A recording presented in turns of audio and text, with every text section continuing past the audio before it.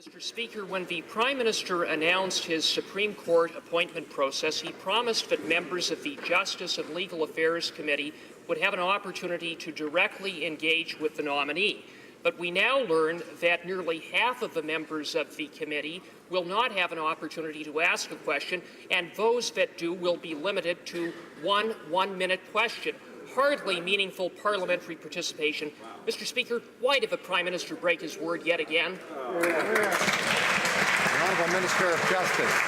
Thank you, Mr. Speaker, and I appreciate the opportunity to stand up and speak about Justice Rowe, who is the Prime Minister's nominee and the historic appointment of the first Newfoundland and Labrador Justice to the Supreme Court of Canada.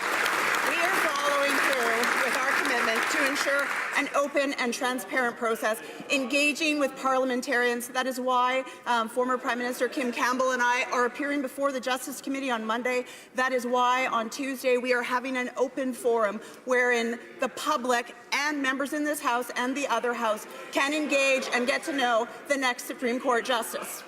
Member for St. Albert, Edmonton.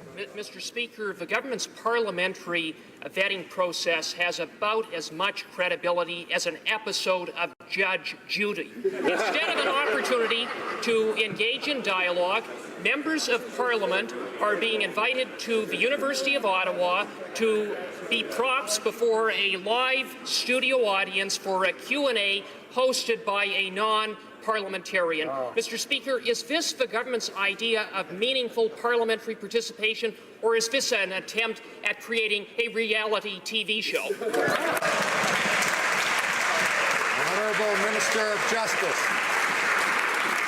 Thank you, Mr. Speaker, and I'm proud of the Prime Minister instituting a new process for the appointment of a Supreme Court of Canada Justice, where no process existed before. We have an eminently qualified jurist that is the nominee for the Supreme Court of Canada.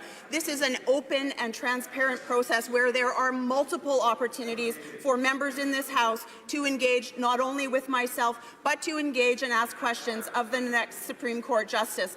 This is a fundamental institution of our system, and the respect conveyed to Justice Rowe is provided on Tuesday, and I look forward.